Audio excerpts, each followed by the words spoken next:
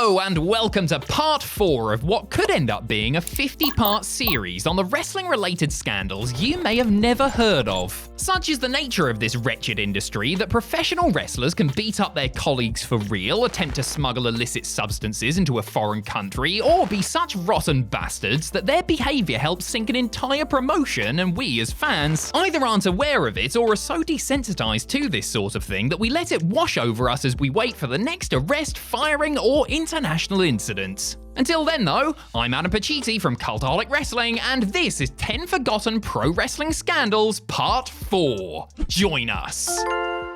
Number 10, Jake kills his snake. As anyone who has watched the documentary Beyond the Mat will know, the fall of Jake Roberts during the late 90s was a sorry sight to behold. While on the downswing, Jake found himself touring the United Kingdom for All-Star Wrestling in the early 2000s. However, the bad matches in front of small crowds were the least of his worries, as in early 2002 it was reported that the former WWE star was being investigated for alleged animal cruelty. Authorities first responded to a tip that he was mistreating the animal on a show and saw Roberts do likewise the next night. A couple of years later, on February 23, 2004, Jake was arrested and charged following the death of his 12-foot Burmese python, Damien. Once again responding to a tip from a concerned citizen, authorities discovered the snake in the home Roberts was sharing with a 59-year-old woman. Being kept in a cage that was way too small, the animal was severely underweight, had a bad mouth infection and mites. It would sadly die of pneumonia 3 weeks later. Roberts ultimately avoided a 6-month prison sentence, but fled the country and returned to the United States before receiving any other punishments. Number 9, attempted voodoo murder. During an All Japan Pro Wrestling show in Kobe on May 29, 2011, Nobukazu Hirai, who wrestled as Super Hate, returned to the locker room and began throwing up blood, suffered a stroke, and slipped into a coma after his match with Kenzo. 3 days later, the company held a press conference where they announced that wrestler Yoshikazu Taru was suspended indefinitely to be later fired. There had been a fight in the locker room prior to Hirai's match, with Taru hitting him in the head and face several times before he went to the ring to wrestle. The second-generation wrestler was rushed to the hospital for brain surgery afterwards. All Japan subsequently announced that Taru's voodoo murderous stablemates Minoru Tanaka, Masayuki Kono, and Mizada were all being suspended indefinitely too, as they witnessed the fight and did nothing to break it up. Meanwhile, company president Keiji Muto, aka the Great Muta, resigned from his post in the wake of the incident, which was said to be a lot more serious than was being let on, as Hirai didn't regain consciousness for some time afterwards and he never wrestled again. To add to the tragedy of it all, Hirai's long-term girlfriend ended up taking her own life on November 10th of that year. Number 8, a WeWilly Bad Idea. If you remember Wellington Wilkins Jr. at all, it's probably for his somewhat infamous performance as jobber Wee Willie Wilkins in a WCW squash match against the Midnight Express, where he bizarrely sold nothing and was then beaten up for real and kicked out of the building. Wilkins ultimately settled in Japanese cult indie promotion Michinoku Pro Wrestling, where he offered a submission-oriented shoot style as Shark Machine, Beef Wellington, and under his own name. Wilkins was working for the company as a wrestler and trainer and was reputedly something of a locker room policeman when, on May 26, 2000, he was arrested by Tokyo police for attempting to smuggle drugs past customs. Booked on drug trafficking charges, Wilkins was let go by Michinoku Pro as the news made every major newspaper in a country where drugs are always a hot-button issue. The company also offered no help or legal assistance to him. He remained in jail until July and was reported to have had a hearing in August, but details are sketchy and it appears that he got off light as he worked 2 tours in 2001 ahead of wrestling his retirement match for Michinoku Pro 2 years later. Number 7, Gaza puts a needle in his big push. In late 2004, TNA began to heavily push former WCW cruiserweight star Hector Gaza as their new high-flying Mexican sensation. This included wins over the likes of AJ Styles and an angle where he got the better of Scott Hall and Kevin Nash in the build-up to a singles match with Hall at the 2005 Final Resolution pay-per-view, which he was scheduled to win cleanly. That match never happened, however, and Gaza's TNA career ended after he was arrested at the airport in Houston, Texas on January 3, 2005. Gaza was on his way to Orlando for television tapings the next day when he was flagged for carrying a small quantity of anabolic steroids. He ended up pleading guilty to the misdemeanor charge in a hearing on January 12th and was sentenced to 15 days in prison, but was allowed to return home to Monterey as he had already spent 9 days in the can. Gaza was officially deported on January 21st and later noted he didn't know the bodybuilding drugs were illegal in the US while complaining about the humiliating treatment he had received at the hands of law enforcement officials. He spent the rest of his career south of the border before passing away from lung cancer in 2013.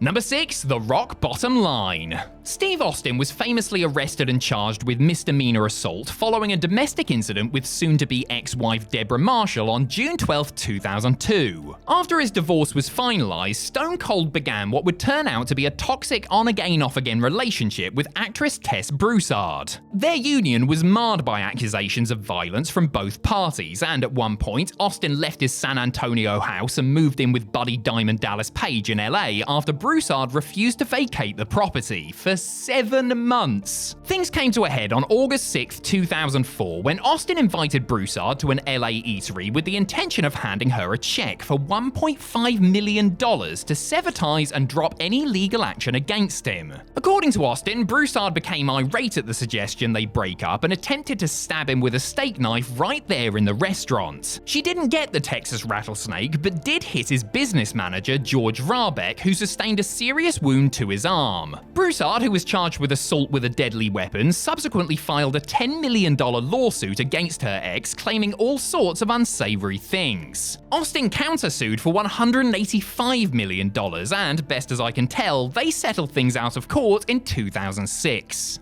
Number 5. Rough Justice. It was no secret within the industry that ECW had a pronounced drug culture during the 90s. But while most of the locker room indulged in illicit substances of various types, the Pitbulls tag team were more heavily involved in the shadowy world. On July 2nd, 1997, Anthony Durant and Gary Wolfe were arrested at their respective homes in South Philadelphia after a grand jury came up with 3 indictments against them for trafficking marijuana and steroids in their home area in '95. That was essentially the end of their ECW careers and also blew a mooted deal with WCW, who reportedly wanted to bring them in for a program with the Steiners. In March of '98, both men pleaded guilty to the charges. They each received 3 years of probation, a $2,000 fine, and were forced to return $7,600 they had made from drug deals. However, the story doesn't end there, as it was said that Durant made enemies by providing authorities with information on larger dealers in order to get a lighter sentence. When both Durant and his then-girlfriend passed away of an apparent fentanyl-induced overdose in September of 2003, it was theorized that he may have been given a tainted batch as retaliation. Number 4. Letting loose on the juice. Juventud Guerrera may have been a talented wrestler, but his skill in the ring was surpassed by his ability to annoy his co-workers backstage. There are countless tales of Juvi rubbing people the wrong way, but one incident from March of 2009 left him really feeling the consequences of his actions. While Guerrera was unpopular with just about the whole AAA roster, Sean X-Pac Waltman had a particular beef with him because Juventud had publicly revealed Waltman's previous attempt to take his own life, which resulted in his then-girlfriend Alicia Webb, formerly known as Ryan Shamrock, losing custody of her child. Upon his return to the promotion, the rest of the guys in a multi-man cage match took it upon themselves to gang up on Juvi and laid into him with some excessively stiff shots. Guerrera also found an unwanted surprise in his gear bag, a bowel movement courtesy of Waltman. An incensed Juvi, however, blamed Booker Conan, and after the two had gotten into an argument, Jack Evans began scrapping with Guerrera and ended up beating him to a bloody pulp, with Conan getting a few digs in for good measure. Evans and Conan got slaps on the wrist from the local commission, while Guerrera's valet, Lizzie Valentine, quit the promotion, and Juvi himself, who threatened lawsuits, only returned a few years later. Number 3. The demise of Deep South Wrestling. In the early to mid-2000s, WWE Feeder Farm Ohio Valley Wrestling was lauded for producing, among others, John Cena, Randy Orton, Batista, Brock Lesnar, and Shelton Benjamin. When WWE expanded its developmental program in 2005 by resurrecting the Georgia-based Deep South Wrestling, I'm sure they were hoping for similar results. Regrettably, Deep South not only didn't have anywhere near the same hit rate as OVW, but much of the talent stationed there absolutely hated the place. A lot of that had to do with the training methods of head coach Bill DeMott, who has been accused of going overboard and being outright dangerous at times, as well as being a bully who encouraged hazing. One day in April of 2007, talent relations chief John Laurinaitis had had enough and decided to shut the place down by ordering then head of WWE Developmental Mike Bucci, aka Nova/Simon Dean, to pack all WWE property into a truck ahead of shipping prospective talent off to OVW or a new school in Florida. According to former WWE referee Nick Patrick, his father Jody Hamilton, who practically owned Deep South, showed up at the scene with a gun to ensure that none of his property was taken.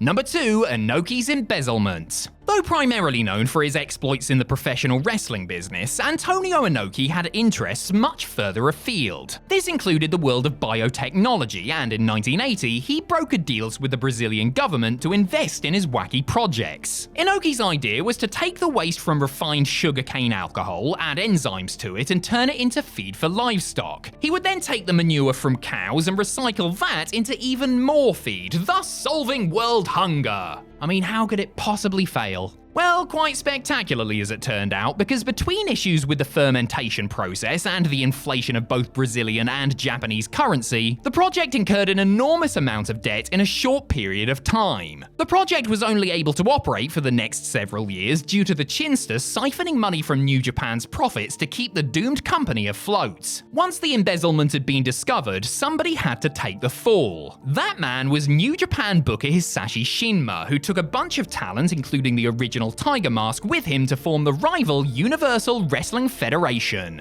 Number 1, Taz's Dirty Mission. In the fall of 1998, Taz was one of ECW's top stars, and the man Paul Heyman was building to eventually topple long-term world champion Shane Douglas. That September, however, the Orange and Black Attack found himself in a situation that threatened to do serious damage to his wrestling career and overall reputation. According to reports, Taz was alleged to have asked the 15-year-old female receptionist working at the Moon Beach Tanning Salon in Pittsburgh to rub oil on him and take her top off. She complied, after which he is alleged to have exposed himself to her. The girl then called the police, who tracked down and arrested Taz, whose real name is Peter Cernanchia, though he claimed to police that his name was Taz Stone. He was charged with indecent exposure and contributing to the delinquency of a minor. Since he couldn't afford to post the $10,000 bail money, he was then forced to sit in jail for 48 hours. Luckily for the human suplex machine, the charges against him were dropped a little over a year later, letting him off the hook, so to speak.